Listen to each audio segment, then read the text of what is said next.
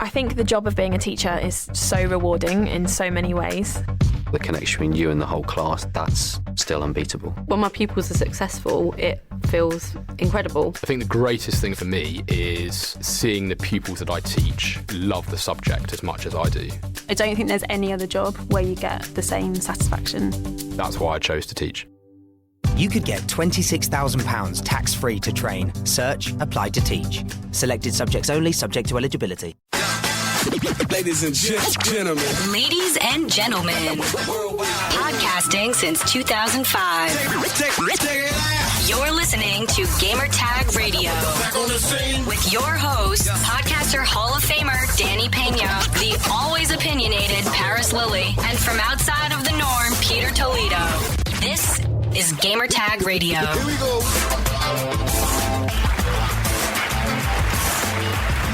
Welcome to Gamertag Radio. This is your host, Danny.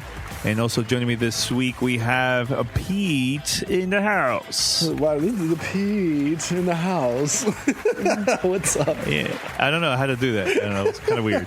And also, we have also Paris. Yeah, I just finished eating some escargot. I'm going to have some French toast and smoke some cigarettes later. Let's do it. Let's go.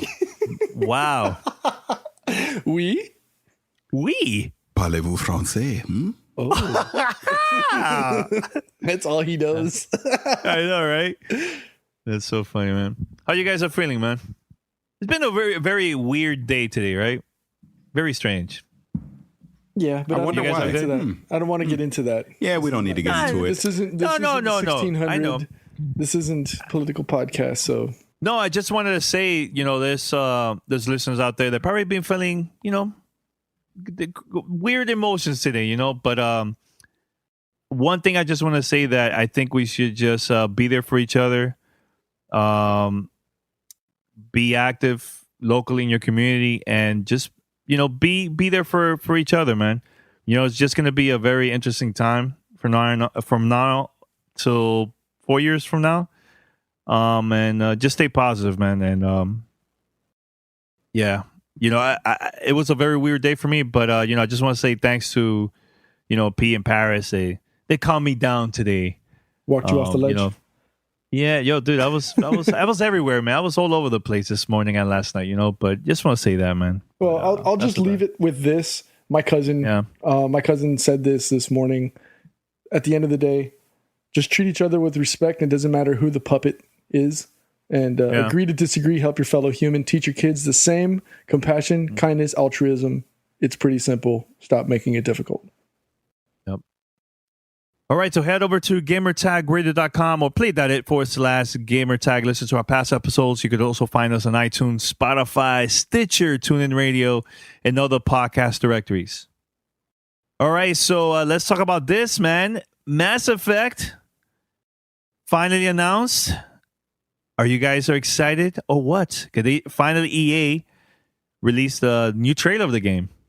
So, Paris, I know you're a big fan of Mass Effect. You always talk about the game. Your thoughts about this one? Oh, I'm excited. I'm excited to see what they're going to do in Andromeda, and I'm happy that that trailer ended with it. It is coming spring 2017, and we won't see any more delays on it. Just a little bit of information that we've seen on their website, and obviously just on various sites that have been talking about it. Mm-hmm. Interesting because it's not going to be a direct sequel to what we did in the first trilogy. This will be a new trilogy. We're going to a new part of the universe, and just all the exploration and everything is going to come along with it. And I like the fact that they've not. Now, when we build our Shepard, our new character, be it one of the twins, male or female, you're not locked into a particular class now. You can kind of pick and choose the abilities that you want to use. I'm really digging that. So everybody can be kind of unique now with their particular Shepard as we move forward. So I'm excited. I'm excited to see where they're going to go with the story and everything, and how hard choices, because you got to think they've had a lot of lessons learned from the previous trilogy on how choices affect the game, and ultimately how did they impact it by the time we got to the end. So hopefully we'll see bigger impact with those type of things. And they've not talked about any of the multiplayer stuff at all, which Mass Effect 2 surprisingly, or not Mass Effect 2, I'm sorry, Mass Effect 3 surprisingly had a pretty decent multiplayer. So I'll be curious to see. And look, that Frostbite engine, what we've seen from other games like Battlefield 1, for example, what they've been able to do with it, it's fantastic. So really looking forward to seeing it. How do you feel about the non carryover of your game save? No, that's fine. That's what I mean. What you did in those first 3 games, that is canon. That did happen. This is something else completely. You get to start anew, so to speak. That's what I mean. Instead of carrying that baggage from the previous game to where it's like, oh crap, I made this one stupid decision in Mass Effect 2 and now I don't get to see this character in the, part 5. You know what I mean? Right. Instead, it's a new trilogy. Let's start over. Like the fact it's not even a number. It's just Mass Effect Andromeda. Let's go. Andromeda, yeah. Yeah. I mean, what are your thoughts about the collection that they have, the special edition and all that stuff? Oh, I don't buy those things. I don't buy any of those things. I tapped out on that stuff years ago. I buy the game. All right. I don't get none of that extra stuff. Because it comes to like a little, what is that? Like the vehicle? Yeah. And there's one that's like normal, and there's another one that there's I think it comes with like a remote control. That one is, I believe, like $200. Yeah, it's the remote controlled Mako, which is a planet side vehicle from the original Mass Effect. I figure it's what, $200? $200 with a camera. Now with a built-in camera. Oh, it has a built-in camera too. I didn't know that. Camera, yes. Do you see yourself buying this, Soupy? The collection, or just the more game? No, I'm just going to go for the game. I'm not going to go for the glitz and glamour of getting. I've got enough stuff in my office. I don't need. Oh yeah, you have a lot of stuff. Yes. I don't need it anymore. I don't need any more stuff to adorn my walls. I actually need more shelves. That's what I really need. Same here, buddy. Same here. Yeah. So, but other than that, I like the way it looks.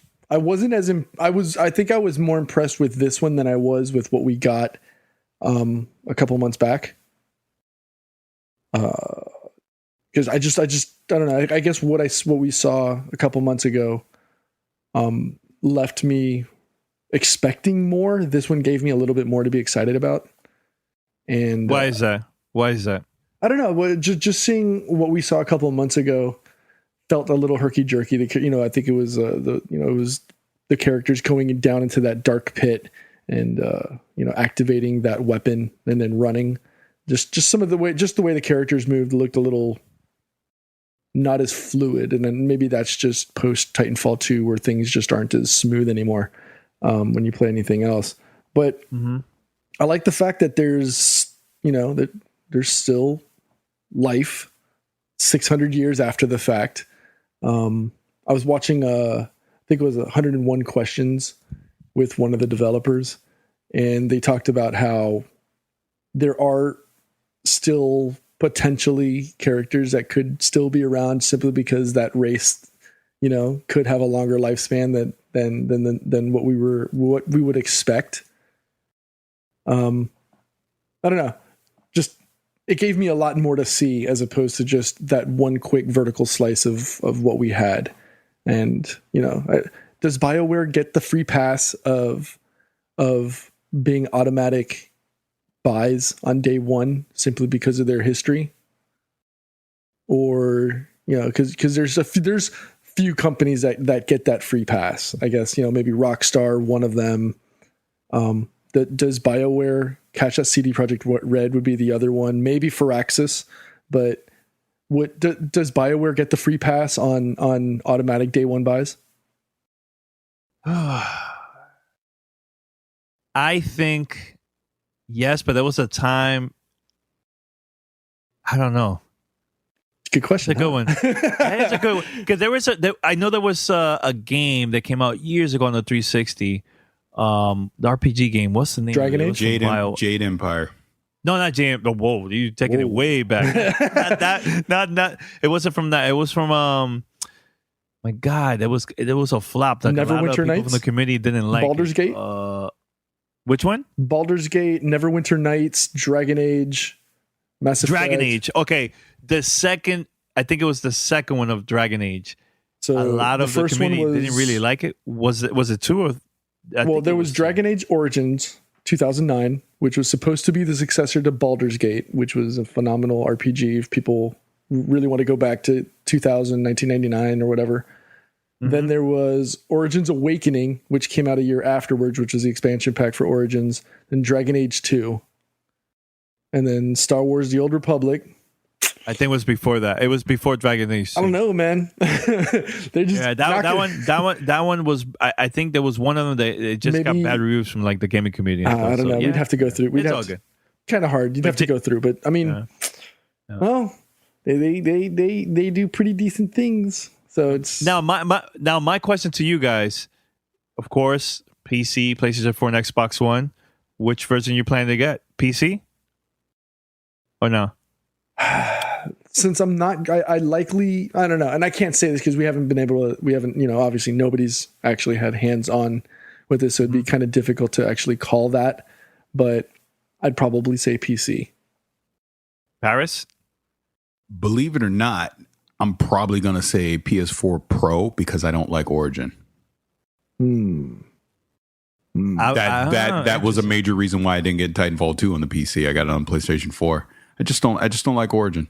So I'll probably wind up going PS4. I mean, it'll probably look good enough. You know what I mean? So we'll see.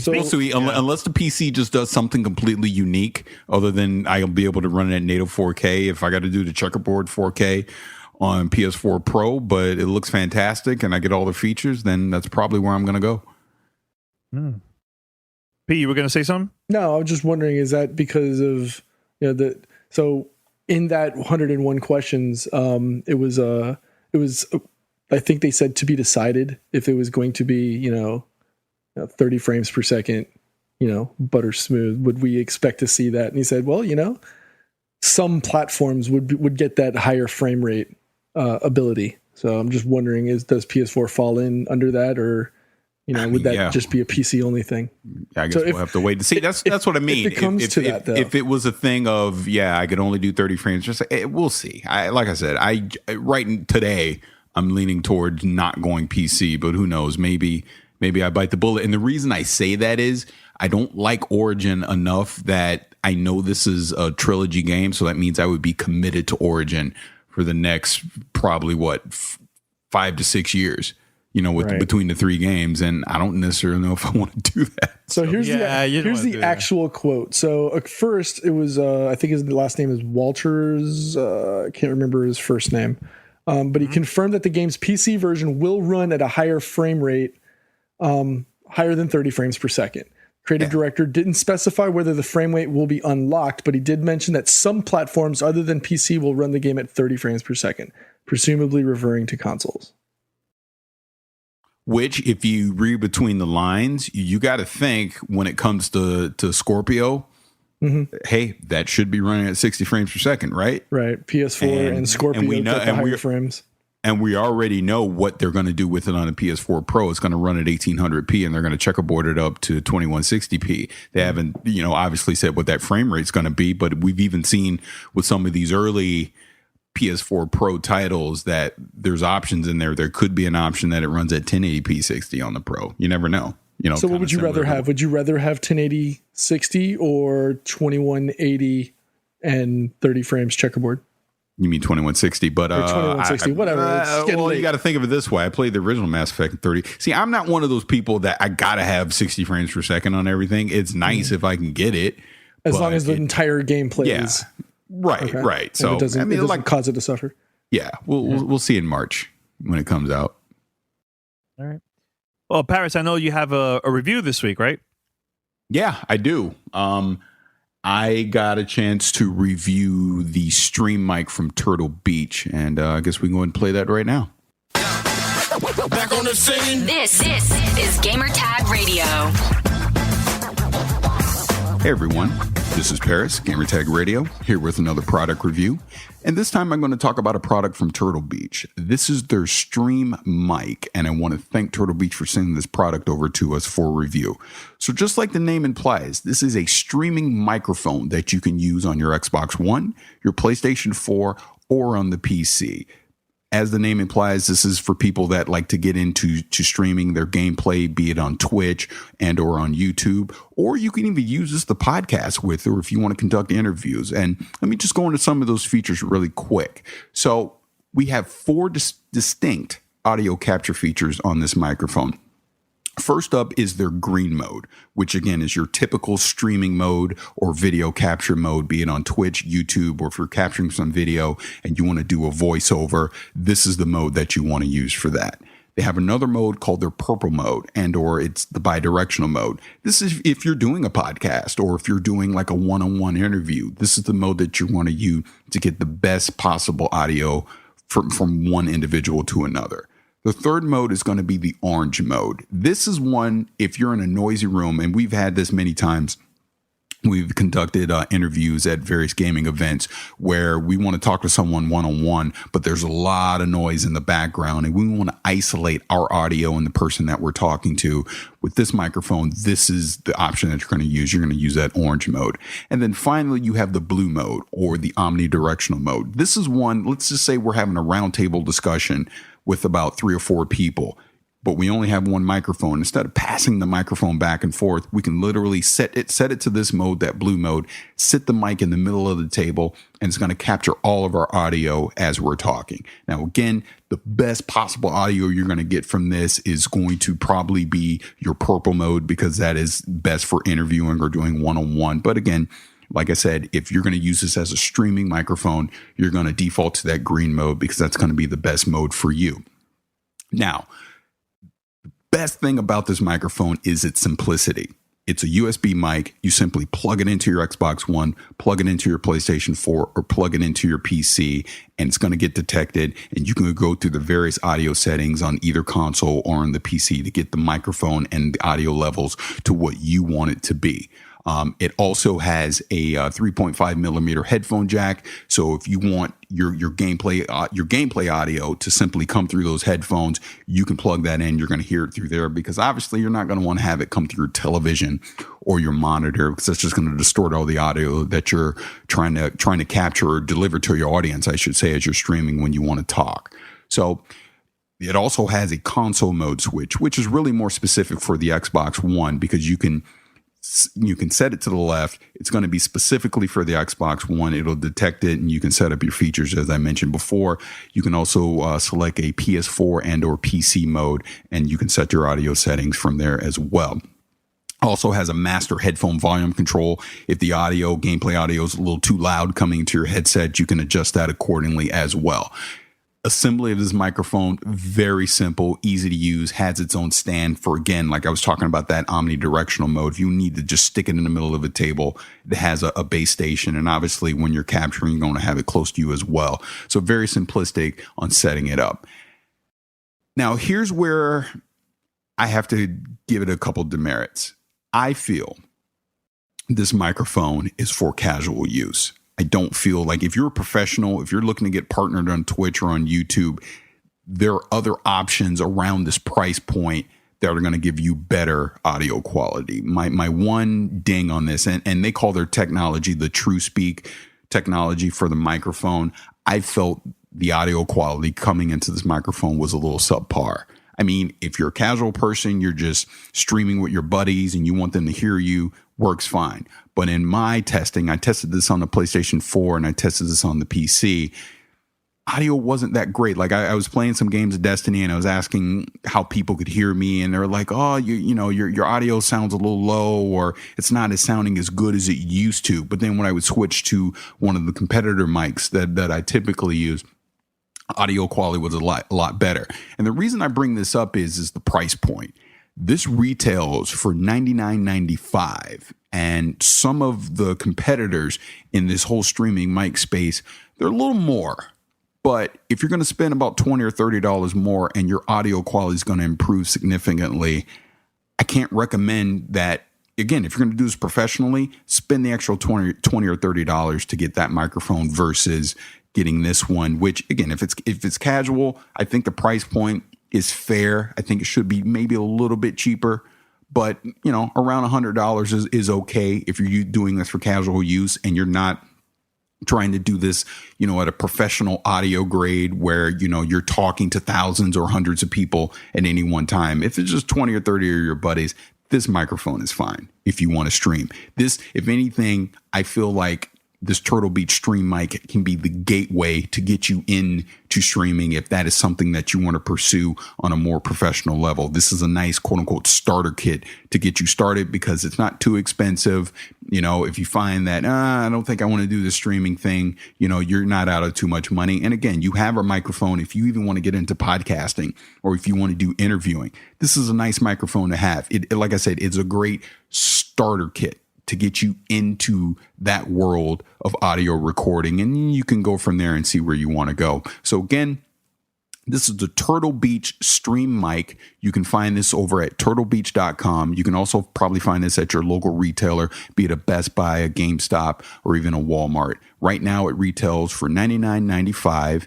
And I'll say again, if you're in the casual market of streaming, or you're just looking to get started in streaming and or podcasting, this is definitely a microphone to check out. You may find after a few months or a little while, if you want to quote unquote step your game up, you may want to look at some of the competitors, which will be a little more pricey, but I do feel the audio quality will be significantly better. So again, this is Gamertag. This is Paris with Gamertag Radio. I'll send it back to the show. Welcome to Play It, a new podcast network featuring radio and TV personalities talking business, sports, tech, entertainment, and more. Play it at play.it. Send us your feedback or questions. Give us a call at 786-273-7GTR. Email us at fanmail@gamertagradio.com or leave a message on speakpipe.com/gamertagradio.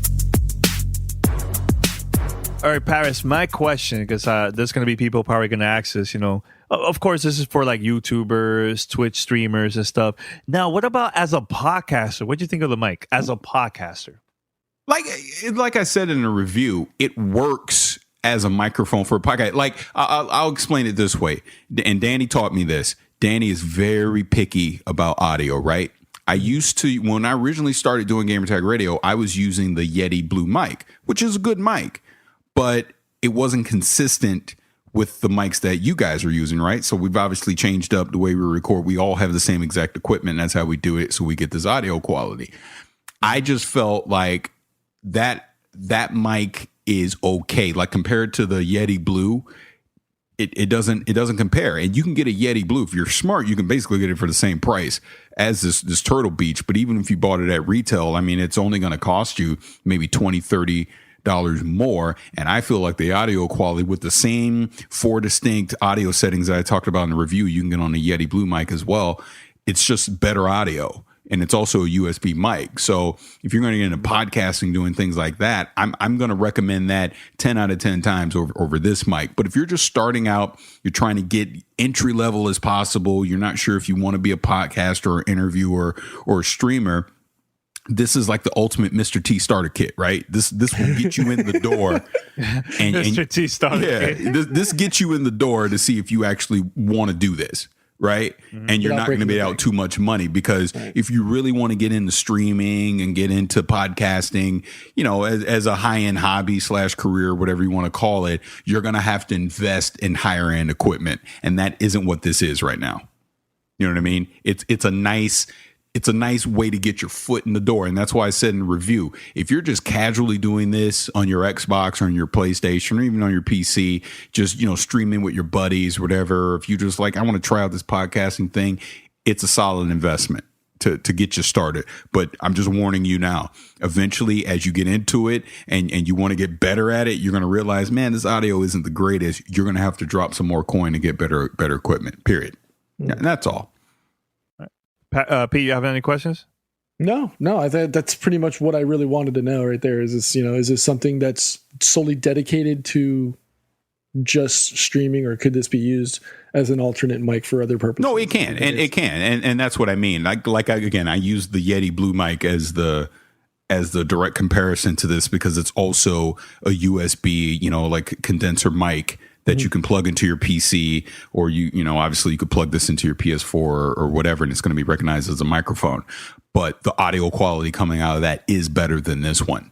I mean, this is obviously, you know, Turtle Beach just trying to get an entry into the market, and they're chasing the casual crowd with this. This is not a professional mic, is what I'm trying to say. And this isn't me slamming it like, oh, it's bad, don't pick it up. It's just be aware of what you're getting before you buy it. That's all I'm saying.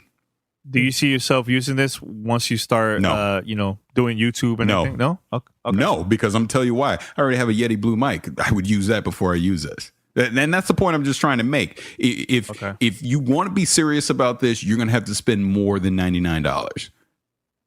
Period. That's all I'm saying. But if you just want to try it out and have a mic, and then I'll shut up about this. This is basically a great all-in-one mic to do various things. You can stream with it. You can chat with your buddies over Xbox Live with it. Or like I said, if you want to start up a podcast or do like a roundtable interview, it can do everything. It's a jack of all trades. Just understand that mic is not the best mic that you can get on the market. That's all I'm saying. All right. Cool. All right. So we also have a sponsor this week, guys? Yes, we do. Well, I think this is a great opportunity for us to go right over to our sponsors, Paris. Thanks for that. Speaking of quality, I just want to talk about our new sponsor, HelloFresh. I've used HelloFresh for over about, I want to say 2.5 to 3 months, changing the way that me and my family have eaten in the house. Up until, I started using HelloFresh, it was a scramble for me and my wife to try to get food ready quickly and prepared, between going to the store, figuring out what we want to eat and what we want to cook, and how do we maintain a healthy lifestyle for our family. And I know, Paris, that's a big thing for you and yours. So I took it, getting HelloFresh into our house made a big impact, simply because it saved me time from A, having to figure out what we were going to eat, B, going to the store to go buy it. And then, the only difference was once we got home was preparing it. Right. And that's one of the things that, at least for me and my wife, we kind of enjoy that. That was a good opportunity for us to get together and spend some time in the kitchen and make some food. And I had a really, really good time using HelloFresh. I did the healthy fit version of it, which every meal was 700 calories or less. And you'd be surprised at the type of food that you actually get. So for people that are wondering, what is HelloFresh? It's a meal kit delivery service that actually drops food off in a box, refrigerated, and they leave it at your house, they can deliver to your job. And each box comes with your meal, along with step-by-step instructions of how to cook your entire dinner or whichever meal it is from beginning to end. Usually it takes anywhere from 30 to 45 minutes at the most. I don't know about you guys, but I've had a blast with HelloFresh since I've started. Paris, tell me about your experience. Oh, it was great. I actually got again, thank you, HelloFresh, for sending me a sample of this so I could check it out. So we got our sample last Friday, and we had three. I got the meat plan. So we had a pork meal, a chicken meal, and what was the third one? Now I'm blanking on the third one. It was beef. It was beef. Apologies. It was beef. Yeah. So we got the gambit: beef, pork, and chicken. But I just remember specifically the chicken, because it was like a chicken with a yogurt like glaze. Mm-hmm. Oh, it was fantastic. It was fantastic. and then the pork, because my kids ate the beef. That's why I don't remember it. But then the pork, it was like that with some sweet potato, and like I said, it was this kale mix. It was really good, really, really good. And like my wife cooked it up, the whole thing, and she really liked it too. And yeah, man, it takes thinking out of it. You're getting a healthy meal. They're giving you clear, precise instructions on how to make it. All the food and ingredients you need are right there in the package. And look, here's what I'm still tripping on. How can they send this UPS ground and it was still cold when it got to my house? That is some wizardry that they doing. I don't know how they doing it. But I know, Pete, we also have a promo code, right, for our listeners? Nope, absolutely. So anybody that's listening to the show and you're interested in checking out HelloFresh, go to the website, HelloFresh.com, put in your order. You'll get $35 off your first week of deliveries. Just got to use the promo code GamerTag when putting in your order. So once again, go to HelloFresh.com, put in your order. You'll get $35 off the first week of deliveries by entering the promo code GamerTag. All right. And it's time for fan mail. Fan mail at GamerTagRadio.com. Fan mail. All right. You guys have any emails there? All right. I got one. This one is from, this is Paris's friend. I know it's Camaro, but I'm going to say Karamo just because that's what it says in your email. Hello, gentlemen. As we all know, the Pro releases on Thursday, which is the 10th of November. Yep. And I was wondering which one of you will be getting this day one and which new games will you be playing on it. I also wanted to share my excitement about finally becoming part of the PC Master Race. Paris was right. I feel so much more satisfaction having built my own rig. Playing games in 4K 60 frames per second is everything Pete and Paris said. Danny, you need to consider this. As always, thanks for the great show twice weekly. Camaro. Just because, yes. Yeah, thanks, man. Paris, I know you're getting the system, so what are the games you're going to be playing to play first on the console? Yeah. As a matter of fact, I need to check if they're doing a midnight release because I may be getting it in a couple hours here as of this recording. If not, I'll get it tomorrow morning. But well, I can say this because I'll talk about it on the next episode. I'll be reviewing Watch Dogs 2. And that'll be one of the first games that I'll play on the Pro. I'm also going to check out Titanfall 2. I plan on restarting up Uncharted 4, and I'll check out The Last of Us remastered on it as well. And I believe I should be getting Battlefield 1 here pretty soon, too.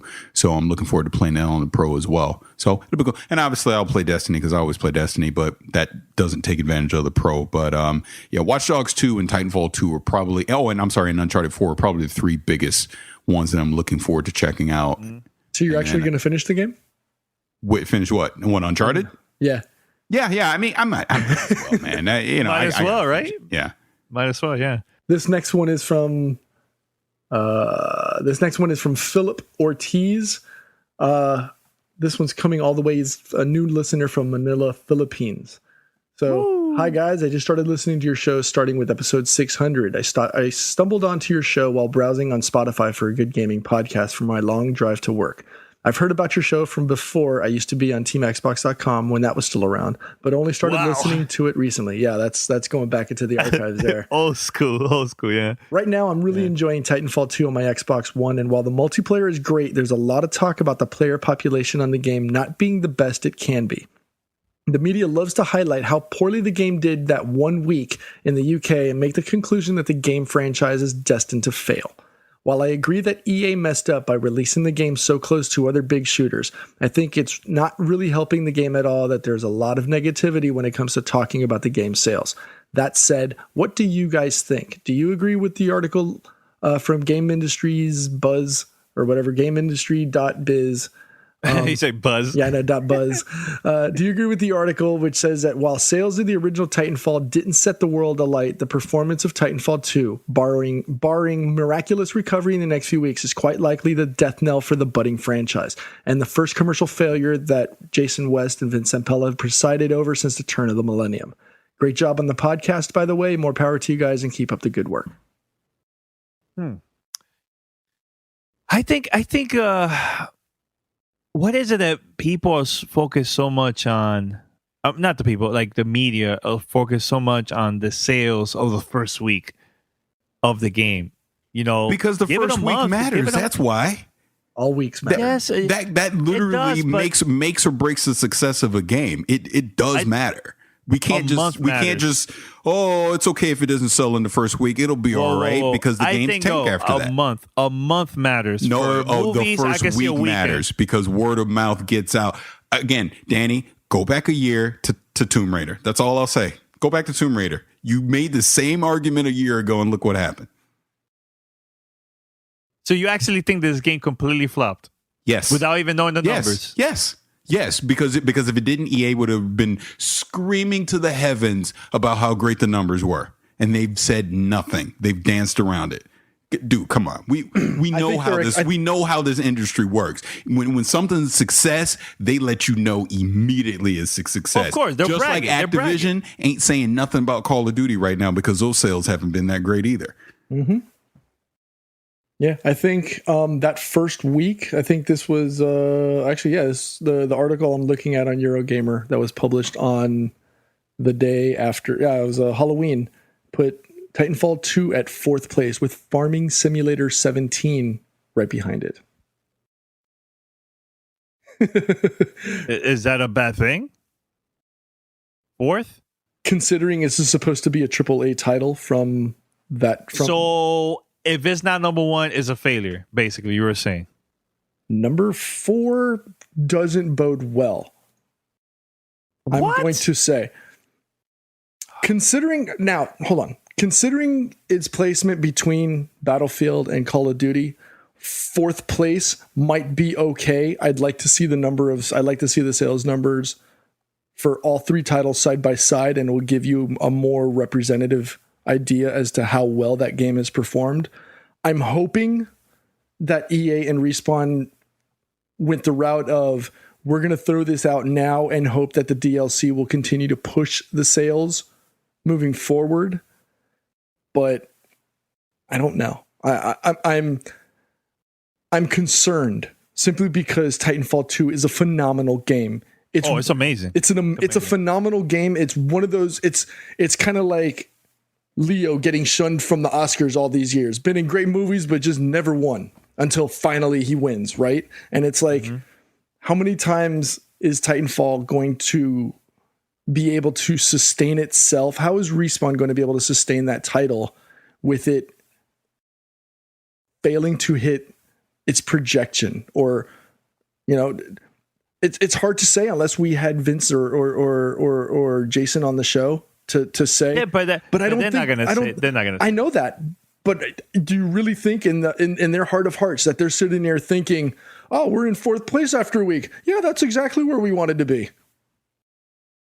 So, do you blame them for releasing this, or you will blame EA for this? Whoever made the decision to launch it in that window is who should be to blame. Whether that was Respawn or whether that was EA, I don't think we'll ever know. Because what I remember months ago, Paris was saying that Titanfall 2 was EA's focus. EA's focus for this year. That was the number 1 game that they were going to push all the way. I really didn't see that. I was seeing more ads. Let's add context to why I said that, because I said if you're going to put that out in between Battlefield 1 and Call of Duty, then it must mean that you're going to go all out to promote this game, because otherwise it makes 0 sense. And here we are in November 2016 scratching our heads saying, why the hell did EA put out Titanfall 2 between Battlefield 1 and Call of Duty? That's just real. They made a mistake. I seen commercials for Titanfall, but compared to the first one, there was way more with the first one. Way more. And now that this game is also available for PlayStation 4, it could have sold even more, I think. But like you said, Battlefield, and then a week after that, Call of Duty, that's a crazy competition. Plus those 2 games I just mentioned, their names is pretty big and well known in the gaming community. So now that comment that I made from October 31st, that was 3 or 4 days after the actual launch of the game, comparing it to the Battlefield 1, which had already been out for a week or 2. But this is what Andrew Wilson said. We believe that Battlefield 1 and Titanfall 2, while they have some overlap, fulfill very different motivations in what a player is looking for. And so we think there are really 3 types of players: people that really love Battlefield and that type of big strategic gameplay that will orient in that direction, the player that loves the fast, fluid, kinetic gameplay of Titanfall 2 and really orients in that direction, and the player that just has to play the 2 greatest shooters this year and will buy both. Now, I don't know if that's EA trying to do what I said a couple shows ago, which is trying to flood the market in hopes of overselling Call of Duty as a whole and trying to, try to stick one to Activision to say that they won the holiday season. By them saying we have 2 games and you guys only have 1. Yes. But technically, if you actually see it, they have 3 games in 1. If you actually think about it, if you buy the $79.99 version of Call of Duty, you get the zombies, the Infinite Warfare, and you get also... Yeah, but this is a single title. We're title versus title versus title. If you're going to put those 3 head to head, it's... Because then if that's the case, then you've got 2 Titanfall 2 games. And then if you want to throw in all their separate modes, and then you've got multi-modes, you've got multi-titles. So let's just call spade for, let's call a spade a spade. 3 titles going head to head we'll know in the next week or two when the numbers come out, just how well it actually did. But you have to put into consideration, did EA do this? Did they make the right decision? And unfortunately, might hurt Respawn as a whole. They're not as a hurting. Result. They're not hurting. I don't think so. I don't know. I think that will be fun. I just think that there's not going to be as many bonus checks as expected as a result. Let's put it that way. And hopefully whatever Respawn is still working on in the back end, because there's still that other title that nobody's talking about. Mm-hmm. Hopefully that's a saving grace for Respawn. All right, so we're going to wrap it up, guys. Head over to gamertagradio.com or play.it/gamertag and listen to our past episodes. And yes, you can find us on iTunes, Spotify, Stitcher, TuneIn Radio, and other podcast directories. Send us your feedback or questions. Give us a call at 786-273-7GTR. Email us at fanmail@gamertagradio.com or leave a message on speakpipe.com/gamertagradio. And Paris is excited. He's going to pick up his PlayStation 4 Pro tonight. Paris, please keep us posted for the next episode of GTR. And good luck with that, man. Yeah, thank you. I'll just eat some French fries and some crepes while I do it. well, thank you. All right. Anything else? Anything else, Pete? No, that's about it. That's about it. All right. So we're going to be out until next time. Peace. Thanks for listening to Gamertag Radio. Be sure to like us on Facebook and follow us on Twitter.